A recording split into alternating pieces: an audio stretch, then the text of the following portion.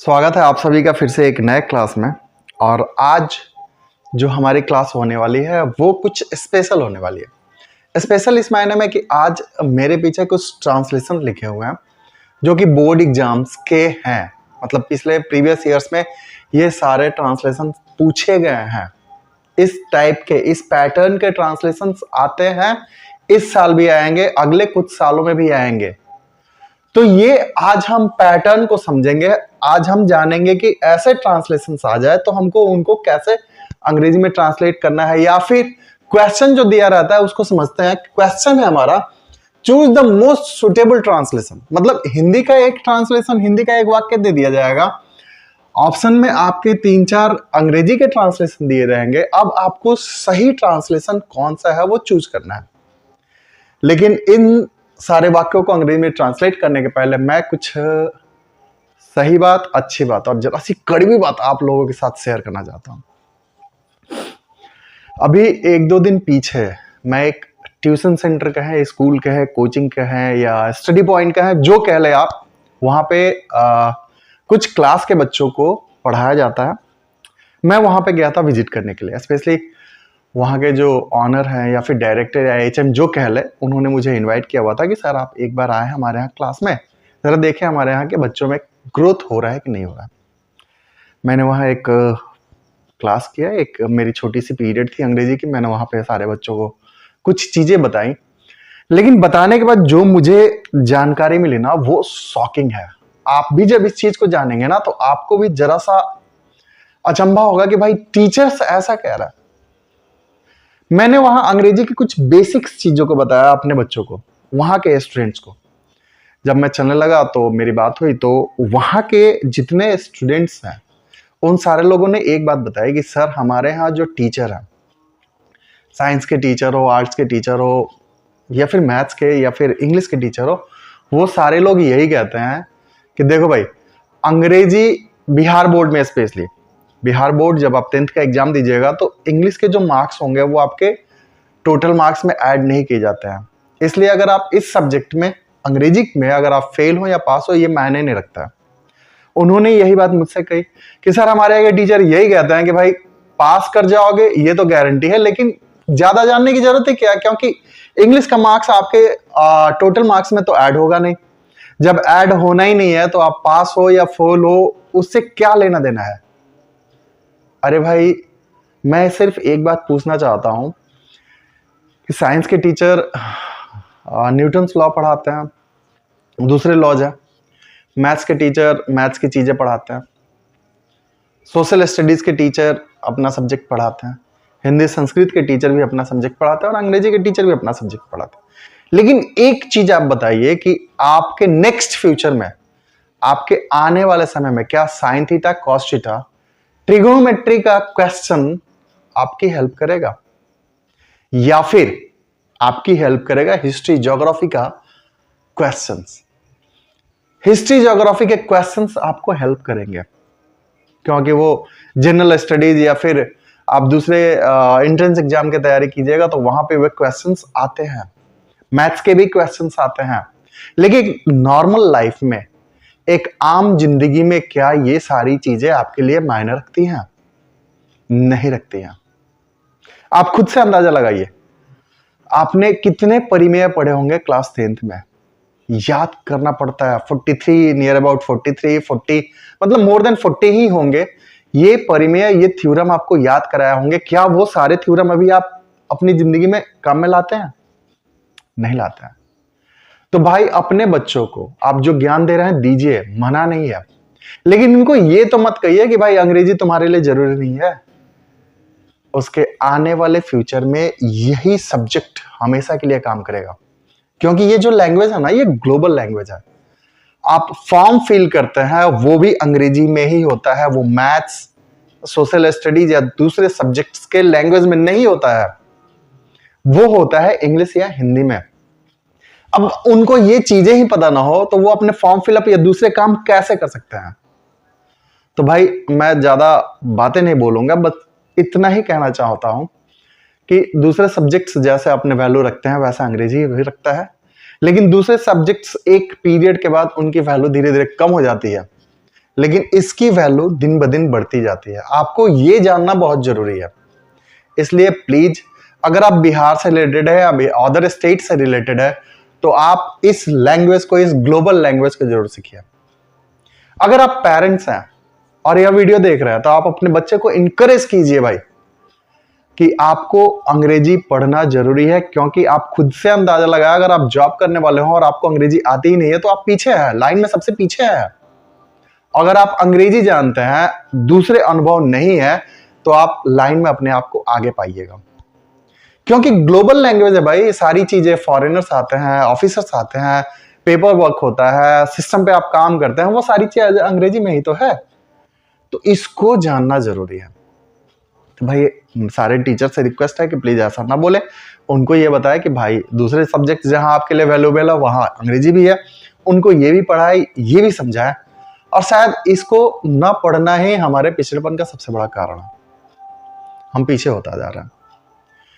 तो भाई ऐसा ना करें, अंग्रेजी भी बच्चों को पढ़ने के लिए प्रोत्साहित करें, उन्हें बताएं, उन्हें समझाएं, और इसकी विशेषताओं के बारे में और इसके उपयोग के बारे में जरूर बताएं।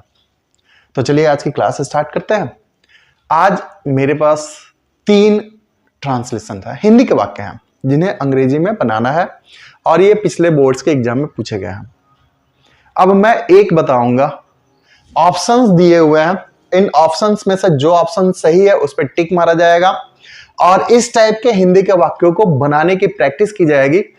यहां पे एक है, लेकिन दूसरे वाक्यों को भी ट्राई किया जाएगा कि बनता है, कैसे बनता है, क्योंकि एक अगर आपने बनाना सीख गया ना, अगर आपने इस एक हिंदी के वाक्यों को अंग्रेजी में ट्रांसलेट कर लिया, तो गारंटी है कि इस टाइप का जितना मिलेगा आप आंख बंद करके उसे ट्रांसलेट कर लेंगे।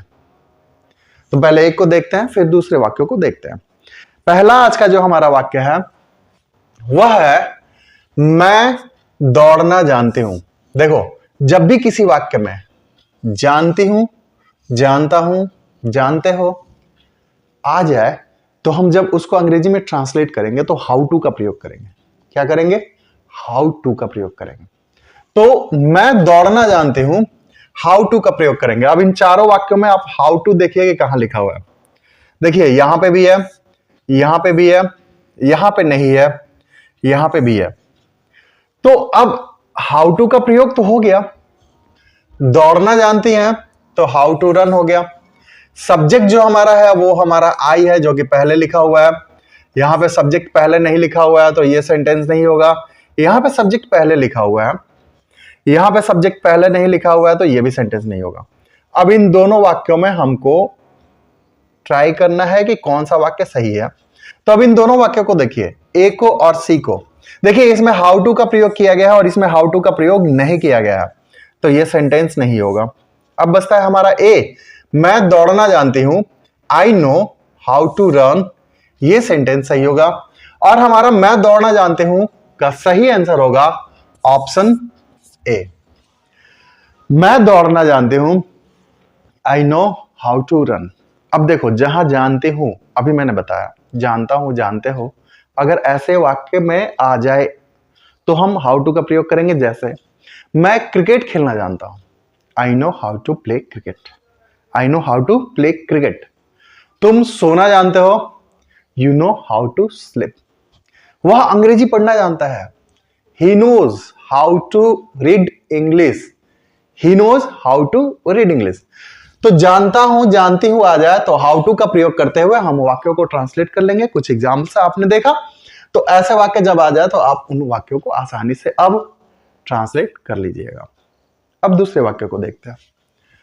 दूसरा हमारा वाक्य है, रमेश जगदीश का भाई है। देखो, ये पार्ट अलग है, जगदीश का भाई है, और ये पार्ट अलग है, जगदीश का भाई है।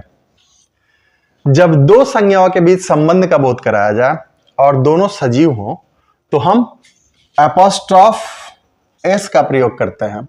और जब दो संज्ञाओं का आपस में संबंध बताया जाए और दोनों संज्ञाओं में से कोई भी संज्ञा एक या दोनों संज्ञाएं न्यूटर जेंडर हो, तो हम ऑफ का प्रयोग करते हैं। जैसे कलम का ढक्कन, कैप ऑफ पेन, कलम का ढक्कन, कैप ऑफ पेन।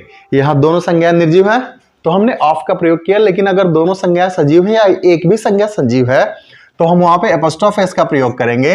तो सबसे पहले हम ट्रांसलेट करेंगे जगदीश का भाई, तो हो जाएगा जगदीश ब्रदर, जगदीश ब्रदर। उसके पहले है रमेश, तो रमेश हो जाएगा रमेश, रमेश इज जगदीश ब्रदर। क्या होगा? Ramesh is Jagdish brother. अब देखो यहां पे पहले ही जगदीश दे रखा है तो ये होगा ही नहीं, यहां पे पहले ही जगदीश दे रखा है तो ये होगा ही नहीं। अब यहां पे रमेश दे रखा है तो रमेश के साथ हैज का प्रयोग किया है तो ये होगा ही नहीं। अब बचा लास्ट वाला, तो रमेश इज जगदीश ब्रदर। ये सेंटेंस सही है, तो इस ट्रांसलेशन का ऑप्शन नंबर डी सही है। अब रमेश जगदीश का भाई है, मोहन राकेश के पिता हैं, मोहन इज राकेश फादर। मोहन राकेश के पिता है, मोहन इज राकेश फादर। राकेश सीता का भाई है, राकेश इज सीताज ब्रदर। राम सीता के पति हैं, राम इज सीताज हस्बैंड। ये कुछ वाक्य हो गए, इन वाक्यों को अच्छे से समझिएगा तो ऐसे वाक्य आप आसानी से ट्रांसलेट कर लीजिएगा। अब जो हमारा अंतिम वाक्य है, आज का अंतिम नहीं है, अभी बहुत सारे वाक्य हिंदी के आने वाले हैं जिनको आप पढ़िएगा अच्छे से, तो बोर्ड एग्जाम में ये आपके लिए जरूरी फायदेमंद होंगे। तो हमारा नेक्स्ट सेंटेंस है, भारत में प्रजातंत्र है। भारत में प्रजातंत्र है। तो जब ऐसे वाक्य आ जाए तो हम इसे इंट्रोडक्टरी देयर से स्टार्ट करते हैं। क्या करते हैं? इंट्रोडक्टरी देयर से स्टार्ट करते हैं। तो चलिए इस वाक्य को देखते हैं कि इसमें देयर कहाँ कहाँ है। तो एक जगह देयर है, हमको इस पे ध्यान देना होगा। यहाँ पे देयर से स्टार्ट नहीं हो रहा है तो नहीं होगा, यहाँ पे देयर से स्टार्ट नहीं हो रहा है तो नहीं होगा, यहाँ पे देयर से स्टार्ट हो रहा है तो नहीं होगा, सॉरी यहाँ पे भी देयर से स्टार्ट नहीं हो रहा है तो ये भी नहीं होगा। अब बचता है sentence number 1, there is democracy in India. ये सेंटेंस सही है क्योंकि ये सारी चीजें सही हैं। तो भारत में प्रजातंत्र है, इस वाक्य का अंग्रेजी ट्रांसलेशन होगा there is democracy in India. Option number A सही है। अब भारत में प्रजातंत्र है, there is democracy in India, ये इंट्रोडक्टरी देयर से स्टार्ट हुआ है। तो कुछ वाक्य देखते हैं। मेरे पॉकेट में कलम है, there is a pen in my pocket. मेरे पॉकेट में कलम है, there is a pen in my pocket. मेरे गांव में एक तालाब है, there is a pond in my village. There is a pond in my village. अच्छा, ऐसे वाक्य में अगर थार है तो सॉरी इधर है, ऐसे वाक्य में अगर थार है तो हम वाज का प्रयोग कर देंगे। जैसे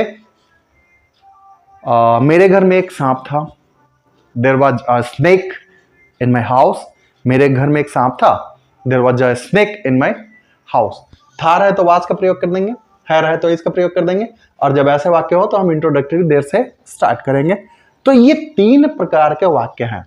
इन 3 प्रकार के वाक्यों को आपने समझा, जाना और अच्छे से प्रैक्टिस भी किया एग्जाम्पल्स के साथ। अब अगर ऐसे वाक्य आपको बोर्ड एग्जाम्स में या किसी दूसरे एग्जाम में आ जाए तो क्या आपके लिए आसान नहीं है? एकदम आसान होगा भाई, एकदम आसान होगा। अगर नहीं लग रहा है कि नहीं जी जरा सा टफ है, तो इस वीडियो को फिर से रिवाइंड कीजिए और फिर से स्टार्ट करके लास्ट तक देखिए, फिर आपको समझ में आएगा। अगर फिर भी नहीं समझ में आ रहा है तो 2 बार 3 बार 4 बार देखिए।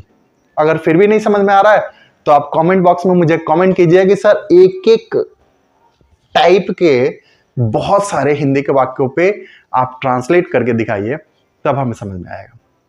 तो मैं कोशिश करूंगा कि आपको ऐसे वाक्यों के बहुत सारे एग्जाम्पल्स लेके आओ और इनको ट्रांसलेट करो, इनके रूल समझाओ, इनके स्ट्रक्चर को बताओ और फिर तो वो आपको समझ में आ ही जाएगा। तो चलिए आज के इस क्लास को बस यहीं तक रहने देते हैं। फिर से मैं कह दे रहा हूं कि आप बोर्ड एग्जाम्स के लिए तैयारी कर रहे हैं तो ऐसे वीडियोस को देखिए, ऐसे वीडियोस ऐसे ट्रांसलेशंस को जानिए। और हाँ, सिर्फ आप ही खुद ही मत जानिए भाई, क्योंकि आप तो पास कर जाएंगे, आपका दोस्त फेल हो जाएगा। तो ऐसे कंडीशन में आप खुद भी जानिए, अपने दोस्त को भी ये वीडियो शेयर कीजिए, उसे भी बताइए कि भाई देखो ये ट्रांसलेशन जरा सा VVI है और इन्हें जानना बहुत जरूरी है, इनको पढ़ना बहुत जरूरी है। इस टाइप के ट्रांसलेशन आ सकते हैं, तो वो भी शायद जरा सा ध्यान दे ऐसे वाक्यों पे। लेकिन आप खुद पढ़े, दूसरों को भी पढ़ाए, तभी आपके साथ आपका दोस्त भी बोर्ड एग्जाम्स में अच्छे नंबरों से पास होगा। आज की क्लास यहीं खत्म करते हैं। अगली वीडियो में भी बहुत सारे ट्रांसलेशंस के साथ हाजिर होंगे, बहुत सारी नई चीजों के साथ मिलेंगे आपके साथ। तब तक के लिए हैव ए गुड डे।